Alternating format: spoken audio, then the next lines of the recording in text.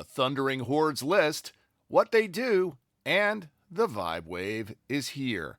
Welcome to the Unlimited Supply Podcast, your daily music business TLDR in your ear, powered by humans trying to vibe with AI, and brought to you by No Desk, helping music, technology, and finance companies navigate the music industry, and partnered with Digital Music News. I'm Lars Murray. It's July 21st, 2026.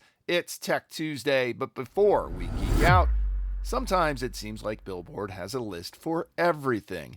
Power players, female power players, labels, distributors, indies, majors, yada yada yada. Though in my humble opinion, the set never will be really complete until they dig deep into the bowels of the industry and honor the people who do the real dirty work. I've never seen a Billboard Top 50 road managers or 30 executive assistants under 30, but I'm not holding my breath for that. Billboard does, however, honor the industry's thundering hordes of litigators with a list of their own.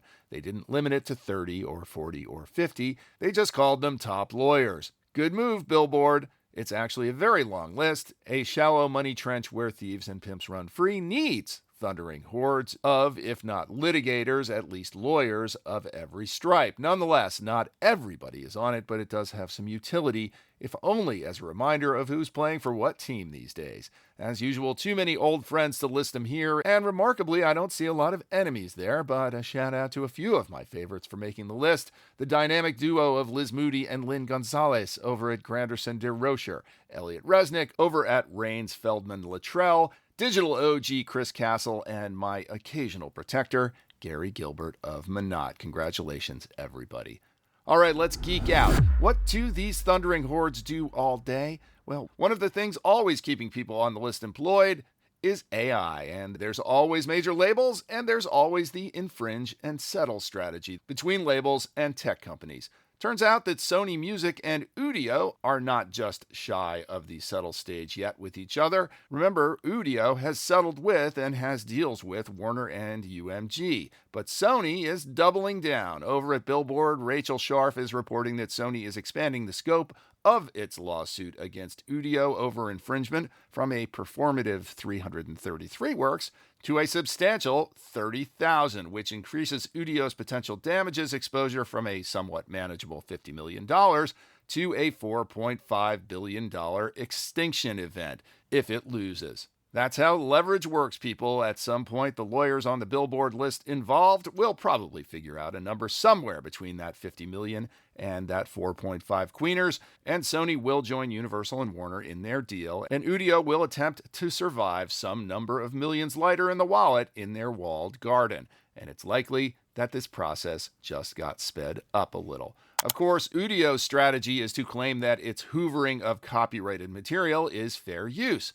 And, well, why wouldn't they? It worked for Anthropic, which successfully announced the idea that hoovering up books for use as AI training data was fair use, even if the way they acquired it was not. This resulted in a relatively small, for Anthropic, judgment of 1.5 billion, 1.5 queeners, which is finally about to get paid out to the plaintiffs, the authors. Whether this fair use argument holds up for Udio remains to be seen, but it'll give something for them to point to in their label negotiations. Kirsten Korosec has the story over at TechCrunch. The big new legal kerfuffle involving tech and entertainment this week, though, is the lawsuit filed by everybody's favorite New York sports owner, James Dolan, against Wired magazine for its expose on how the Garden uses facial recognition technology to punish its enemies. Basically, if you're one of the many people who hate Dolan badly enough to actually sue him, he doesn't want you in his house.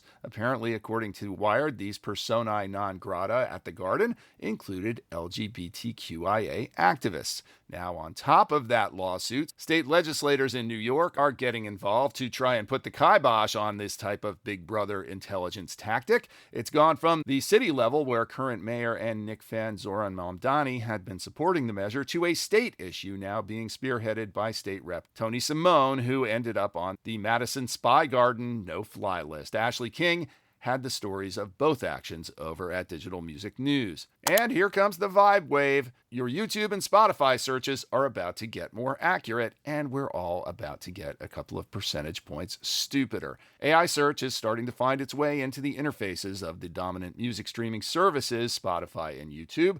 Back in May at their I/O Developer Conference, Google announced that it would be applying Gemini AI technology to YouTube searches, so now a prompt might not be something like 80s British New Wave to something more like, find me a list of British New Wave hits between 1979 and 1982, but leave out the Spandau Ballet and Kajagoogoo. The feature's been rolled out to premium users, but last week, YouTube head honcho Neil Mohan announced it was rolling out to all YouTube users. Still haven't seen it, but we know it's on the way. Sudhanshu Kumar Mangalam had the story over at Yahoo Tech News, which, yes, is still a thing.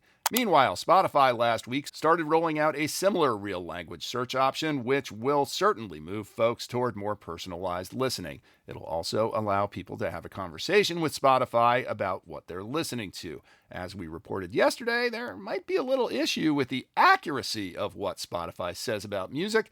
Just ask Lord. Music Business Worldwide had the story. Yep, Vibe Search is coming fast. It will change all of our behaviors in good ways and bad ways, but get used to it.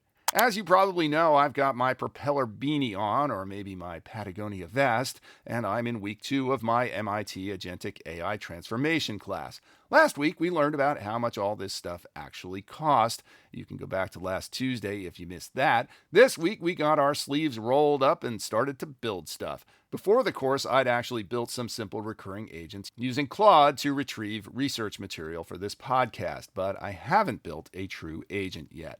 The first step on the way to that is a little vibe coding, which, if you haven't been paying attention, is basically the groovy new age term for coding using natural language rather than having to learn those complex programming languages. And yes, it is pretty easy to vibe code, but there's still some basic command level stuff that many of us have forgotten how to do that's involved in actually deploying that vibe code. It's pretty easy to learn, but if you're rusty, like me, it might take you, say, all afternoon to get it up and running. Anyway, vibe coding is here, and I suspected that the vibe coding term is quickly going to appear quaint, the way web surfing did, and it will simply become the way we live our lives every day. Again, here comes the vibe wave. Get used to it.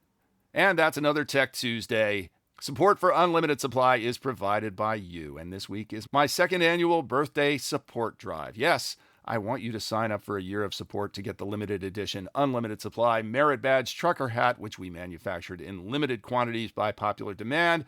But I'd also love you, too, if you like what you hear. For my birthday, please hit the follow button wherever you get your pods, and most importantly, Substack, and drop us a rating and or a review on Apple Podcasts, YouTube, or Spotify.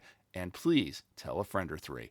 For my birthday. Links are in the show notes, but you can also visit unlimitedsupplypod.com to sign up for our newsletter, to tell us what you think about the show, to suggest feature ideas, to feed us info, to feed us lunch, to call us out on our dubious assertions, and to tell us what we're missing out on. I'm Lars Murray, and remember, in this business, no conflict means no interest.